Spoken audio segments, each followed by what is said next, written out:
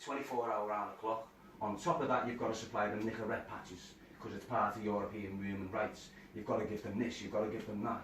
So think of the budget, think of how much the budget's costing.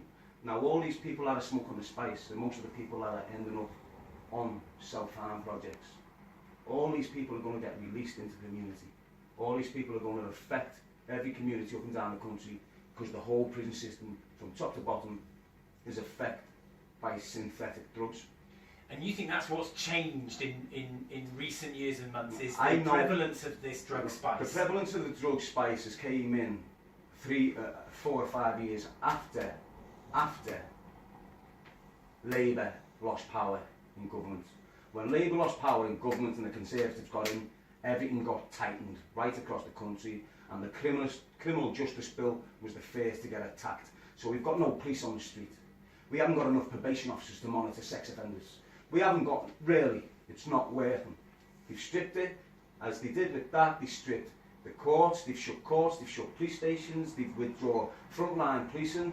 You know, it is what it is. In the prison system, it's like its own little country, it's like its own little city. It's like, say Walton's Liverpool. Exactly the same what's happened out here has gone on in there. Staff gone, not enough nurses.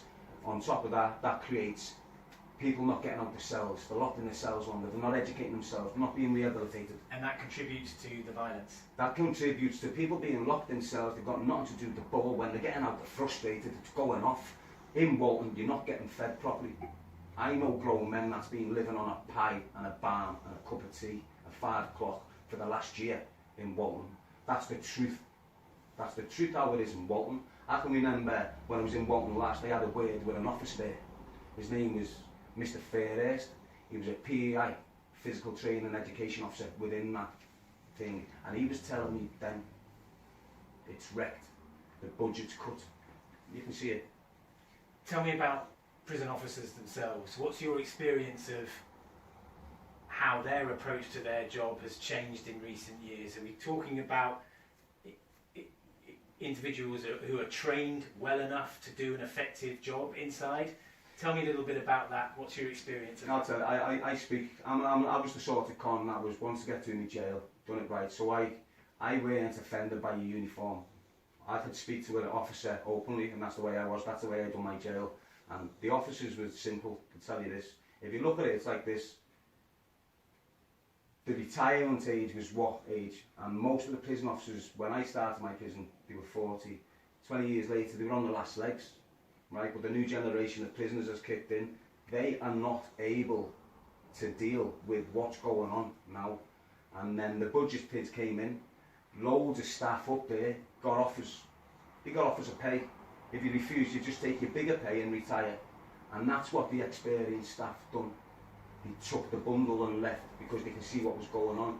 Without that experience at the top, it doesn't come down. So what you've got now is you've got young staff, easily conditioned. They're raised in the city, the prison, they're patrolling, you know, they're known, they drink in the same environment, they can be corrupted, they can be got at, if you like. That's how it works. But you've got young prison officers that you see coming onto your wing, they get shadowed by someone that's been in the service for 10 years. He's shadowed for 6 weeks. He's learned what to do by an experienced fella. That experienced fella's gone now, yeah? So you've got this fella that's been on the wing now for 3-4 months. You've got a new officer coming in who's shadowing this officer that's been working for 4 months, and he just hasn't got a clue. He's getting manipulated to death. He's getting deceived. He's getting controlled as man, because that's what it is in prison. It's all psychological. That's how you get across. It's all psychological. So the prisoners are in charge? Yeah.